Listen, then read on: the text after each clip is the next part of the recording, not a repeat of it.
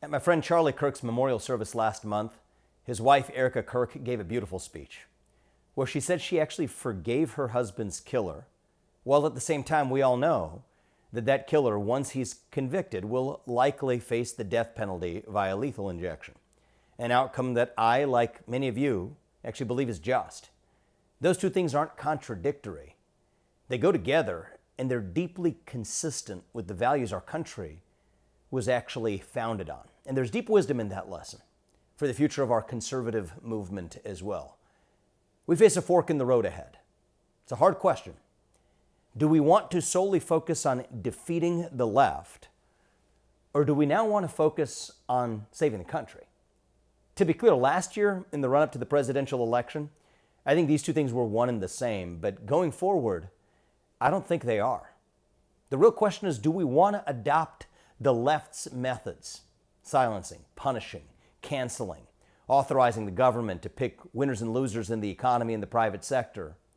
Or do we want to stick to the principles of the American founding? Freedom, merit, the rule of law, the pursuit of excellence. To me, the answer is clear. We don't care about owning the libs, not anymore. We care about owning responsibility for saving our country.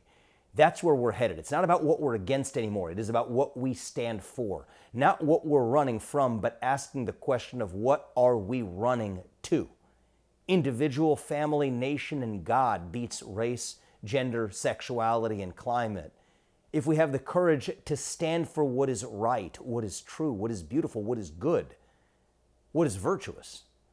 That's always been the American way. George Washington's army was shivering at Valley Forge in 1777. They were short on food. They were short on clothes. Many people believed the revolution was doomed, but what kept them going, what allowed George Washington to keep his troops going, was not just hatred of their enemy, but conviction that they were fighting for the ideals that were the backbone of the greatest nation that would be formed in human history. Charlie Kirk had that same conviction. He said time and again, the right answer to lies is not censorship, but it is truth spoken with courage. That is who we are. And I believe we have the courage and the ability to stand for truth. The truth that God is real, that there are two genders, that fossil fuels are a requirement for human prosperity, that reverse racism is racism, that an open border is not a border, that the nuclear family is the greatest form of governance known to mankind. Yes, that we can stand for those truths, while still viewing those who cling on to falsehoods not as our enemies who must be vanquished, but instead as fellow citizens who have badly lost their way and need to be shown back the path to the light.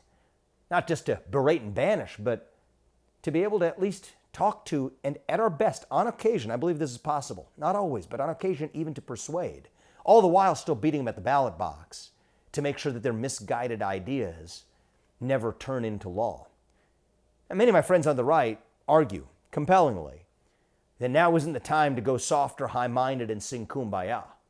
Right? We have a rare window right now. We have to rectify the country now. We have to make sure that we are seizing the levers and utilizing the levers of power now. Because if we don't do it now, we never will. And when the left is back in power, they won't extend the same high-minded courtesy in return, which means they win in the long run. We got to remember what time it is in America. I get the argument. And I understand why many patriots are sympathetic to it. And I think it's worth talking about. But the hard thing about fighting, even at the extreme, terrorists on the other side, in the war on terror or whatever, the hard thing about fighting terrorists is that they're always going to be willing to use methods that we won't be willing to use in return.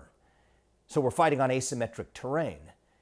But at the same time, if we adopt the other side's methods, then we lose the very thing that we're fighting for, and that is our identity as Americans. And what is our identity as Americans? It's probably the most important question of our time. It was actually the subject of my last discussion with Charlie Kirk when he visited Ohio in late August, about 2 weeks before he was assassinated. It was one-on-one, just the two of us in a conference room in central Ohio. And I talked about the fact that to put America first, we have to know what America is. So what exactly is an American? I asked, and in classic Charlie style, he said, you know what, I'll tell you what it's not. It's not a race, but it's not just government paperwork either. That much I know. And about that much, I think Charlie was right. It's not just about a race. You could be of a particular race or lineage. You could be descended from the people who came over in the Mayflower, yet if you don't fully believe in the ideals of the country, then you're not yet fully an American. And you could have been somebody who crossed a border, any one of our borders, and the government could give you a piece of paper that says somehow you're allowed to be here, but if you don't actually believe in the ideals of our country, then you're not really fully an American either. Yet at the same time, you could have come any time in the last 2.5 centuries, from Italy to Germany to anywhere else, over the waves of people who have come to this country. If you come here and you believe in those founding ideals, you subscribe to them, you work hard, you play by the rules, you wait your turn, you do it legally, and obtain your citizenship, then at that point, you're every bit as much of an American as anybody else who's in this country. And that's what makes the United States of America distinctive. See, Ronald Reagan said this well when he was president. You could go to Italy, but you would never be an Italian. You could move to Germany, you would never be a German. You could pack your bags and live the rest of your life in China or Japan, but you would never be Chinese or Japanese. But you can come from any one of those countries to the United States of America, and you can still be an American. That's what makes our country great. It's the American dream for a reason. There's no Canadian dream. There's no British dream. There's no Chinese dream. The American dream is what makes American exceptionalism possible. That is who we are. So what does it mean to be an American in the year 2025? It means we still believe in those ideals of 1776. It means we believe in merit, that the best person gets the job regardless of their skin color. That you do get ahead in this country, not on the color of your skin, but on the content of your character and your contributions. It means we believe in the rule of law. And I say this as the proud son of legal immigrants to Cincinnati, Ohio.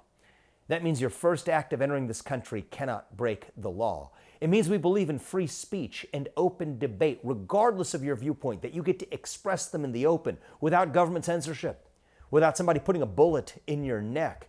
It's not just those founding constitutional principles. It's about a culture, too. A culture that values success over victimhood. A culture that values accountability.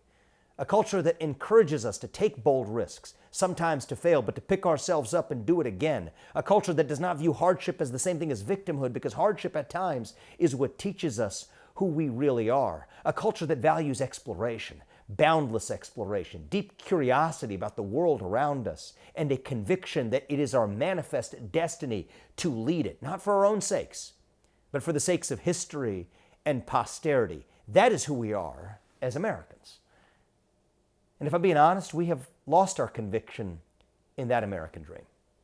I understand why a lot of people, especially young people, are increasingly cynical about the American dream. You don't even hear politicians talking about it anymore.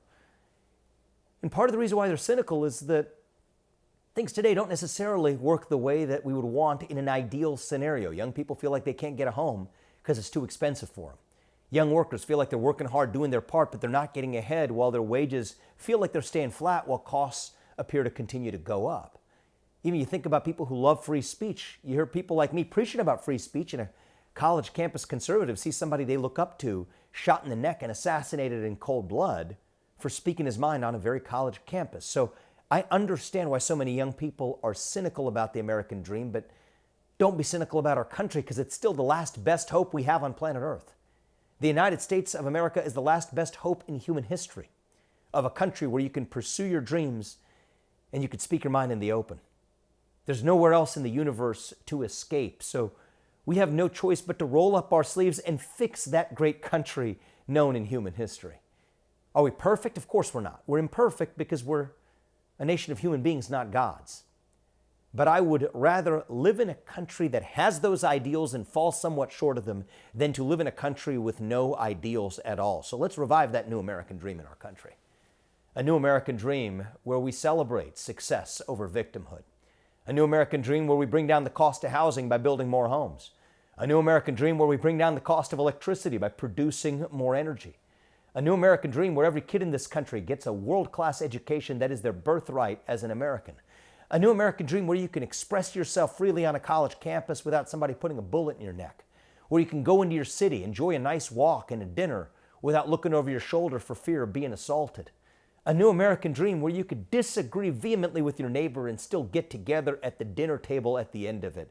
A new American dream where we are no longer a house divided, but a nation united. That's what our founding fathers fought for. I believe we can still recreate that country if we all have conviction in it. It won us the American Revolution. It brought us together after the Civil War. It's what gives hope to the free world. It won us 2 world wars and the Cold War. And if we revive that American dream over group identity and victimhood and grievance, then nobody in the world, not a nation, not a corporation, not a virus, not a campus shooter is going to defeat us. That's what American exceptionalism is all about. And that is who we are as Americans.